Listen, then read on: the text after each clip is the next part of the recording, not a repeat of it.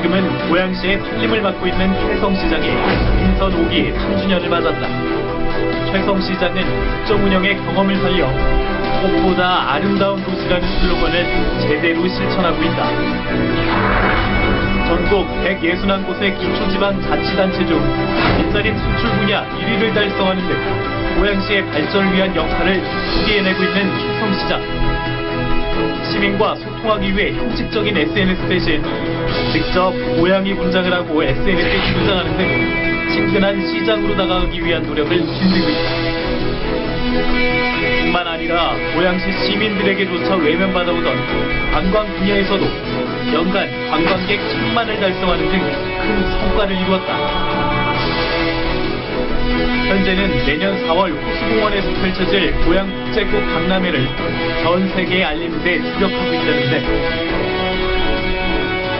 올해로 600주년을 맞은 고양시의 살림꾼 최성 시장이 바라는 고양시의 미래는 어떤 모습인지 시사특집에서 자세히 들어보자.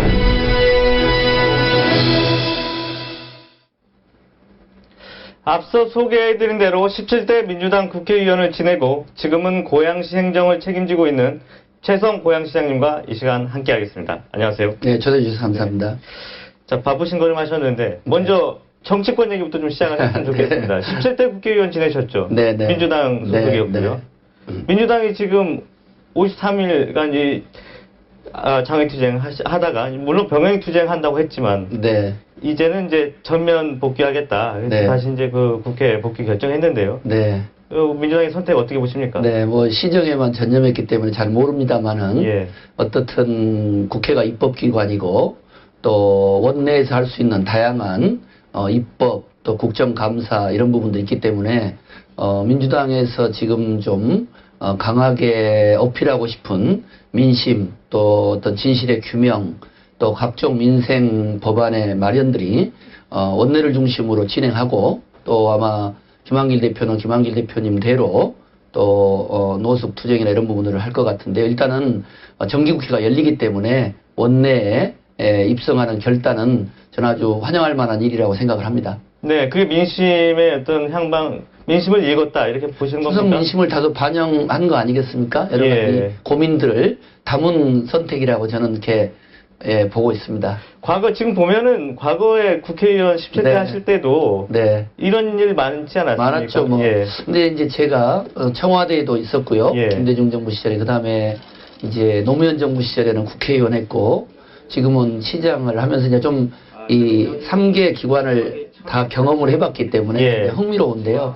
일단은 이제 역시 대결적인 정치, 그리고 이념적인 어떤 갈등, 그리고 배타적인 어떤 독점적인 어떤 이 그 경쟁의 시대는 끝났다고 보고요. 예. 이제는 서로 타협과 통합, 배려 또 민생이 중요하다고 봅니다. 근데 문제는 이제 저도 국회에 있을 때 지금과 같은 주장을 많이 했지만 한번 떨어져 보고 또 시장을 해보니까 현장에서의 민심의 목소리는 제가 이제 울보시장이라는 책에서도 이야기했지만 흐느껴 울고 통곡하고 분노하고 있다는 거죠. 일자리, 민생 이런 부분에. 예. 그런데 이제 정치권이나 이 상층부에서 논의하는 부분은 똑같은 민심을 이야기하고 민생을 이야기하지만 그 울부짖음, 절규에 비해서는 대단히 이성적이고 좀 당위적이기 때문에 저는 여야 정치권이 좀 더 천착한 분노하고 있는 민심,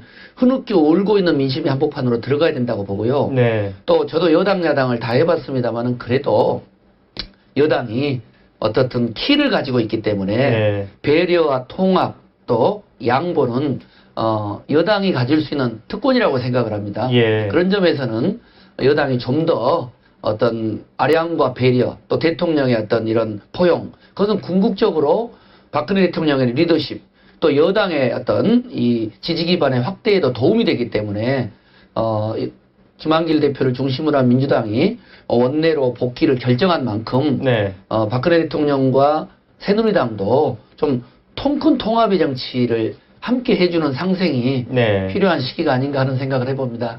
자, 야당에도 한 말씀 해주시죠. 야당에도 발목적인 정쟁에 대한 또 비난 여론이 있는데 네. 어떻게 해야 되죠? 야당의 경우는 저도 아까 말씀드렸던 것처럼 민주당 소속이고 또 여야오당 단일 후보로 된 입장에서 흐느껴 울고 있는 민심의 네. 목소리는 훨씬 더 처절하다. 그런 만큼 민주당이 규명하려고 하고 있는 진실과 정의라는 가치론적인 것도 중요하지만 민생 현장에 있는 각계각층의 중소상공인, 영세 자영업자 그리고 실직자 이런 문제들에 대해서 더욱더 처절하게 함께 울어야면서 실질적인 법안 마련에 역점을 둬야 되고 네. 그 부분에서 민심을 사로잡지 않게 되면 여야 간에 지금 추석을 앞둔 약간의 여론조사상의 민심은 저는 그건 허구일 뿐이다. 진정으로 민심 속으로 뛰어들고 민생 속으로 뛰어드는 그 노력들이 네. 이제 원내에서 어떻게 보면은 장애 노숙 투쟁 훨씬 이상으로 치열하게 그런 노력을 해야 된다고 보고요. 아마 예. 그런 각오로 원내에 입성하지 않았냐 이런 생각을 해봅니다. 네. 지역 지방자치단체장, 시장으로서 보는 또 정치권의 또 한 수 이렇게 말씀을 해주셨는데 네. 이번에는 지방자치단체 지역 얘기 좀 네, 했으면 좋겠습니다. 지금 복지공약 얘기 나오고 있거든요. 네, 네. 그리고 무상보육 네. 같은 경우는 중앙정부와 지방정부 누가 부담해야 되느냐. 네. 첨예하게 지금 네. 엇갈리고 있습니다. 네. 특히 이제 재정이 열악한 지방자치단체는 상당히 어려움이 클 텐데 이 문제는 어떻게 보십니까? 그러니까 이 파퓰리즘 논쟁과 관련해 가지고요. 예. 지난 대선 시기에 뜨거웠지 않습니까? 그런데 문제는 저는 답이 좀 명료하다고 봐요. 왜 그러냐면 지금 자치제라고 하지만 열악하잖아요. 서울시, 경기도, 인천 10수조의 빚을 가지고 있고 전국 지자체 중에 반 이상이 공직자의 월급을 자기 재원으로 못 주고 있다는 거죠. 예. 그게 지방자치입니까? 반쪽이죠. 그런 상황에서 고양시의 경우만 하더라도 저희들이 한 1조 5천억 정도 예산인데요. 복지 예산이 한 3,500억이에요. 예. 35% 정도가 복지 예산에 들어가는 거죠. 그런데 제가 시장에 됐을 때 더 충격적인 건 이제 여러 가지 새 시장에 벌써 이제 3년이 지났네요. 많은 분들이 여러 가지 요구들이 오는데 예산 담당자가 시장님 죄송합니다. 가용 예산이 없습니다. 예. 그러니까 이미 지속비로 들어갈 거 외에는 그 정도로 어렵다는 거죠. 저는 기본적으로 복지, 교육과 같은 부분은 중앙정부가 감당해 주는 게 맞다고 보고요. 예. 거기에 좀 재정 자립도가 나은 또 자치단체는 어느 정도 매칭 펀드로 하지만 그런데 이제 기본적으로 그러면 그 비용을 어떻게 감당할 거냐라고 했을 때 사실 지난 대선 시기에 좀 냉정히 말하면 여야를 막론하고 예. 과도하게 파퓰리즘적인 복지를 포함한 공약들이 남발됐던 건 사실이라고 봅니다. 네. 그 점은 무교경종을 다루기는 어렵다고 보여. 그러나 복지 예산의 경우에 있어서는 아이들을 위한 무상 교육 시스템이라든가 또 여러 가지 의료와 관련된 복지적 지원이라든가 저소득층은 1차적으로 중앙정부가 보호해줘야 될 대상이다. 그럼 그 재원은 어디서 충당할 거냐라고 보면 지난 이명박 정부 시절에 4대강 사업 같은 경우나 또 저도 이제 중앙에서 예결위 활동을 해보면요. 수십조에 달하는 정말 그 필수 불가결한 사업이 아닌 경우들이 많아요.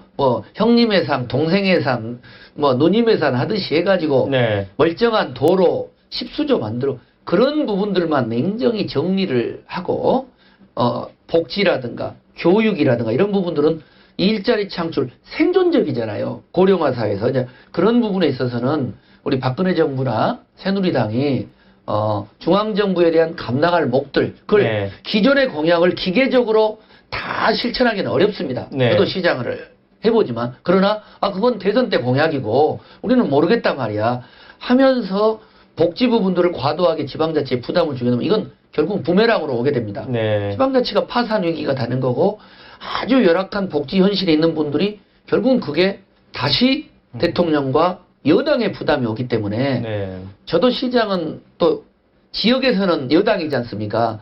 결국은 잘못된 행정 또 여야 간에 갈등이 생기잖아요. 저희는 다행히 의회에서는 갈등이 생기면 모든 책임은 시장한테 와요. 네. 예. 거기 있는 소수 여당이라든가 이런 쪽으로 가는 게 아니고 그런 점에서는 박근혜 정부하고 또 새누리당이 여당으로서 그러나 과도한 복지적 예. 예산은 어느 정도 정리할 필요가 있지만 정리할 필요가 있는데 일부 책임져야 될 부분 책임져야 된다 이런 중심적으로 말씀이죠. 책임을 가져야 되는 거죠. 정부 당국자들은 이렇게 얘기하거든요. 네. 아니 지자체가 필수 과목은 안 하고 선택 과목만 하려고 한다. 네. 그 말은 전부 다 공감대가 있는 정부가 하자고 했던 그런 보육 복지 네. 예산에 대해서 배정을 좀 해주고 네. 그다음에 지자체장이 원하는 복지를 해라. 아, 네. 야, 이런 얘기인데 그건 이제 큰 오해고요. 예, 예. 그건 이제 정부의 변명인 것이 아까 말씀드렸잖아요.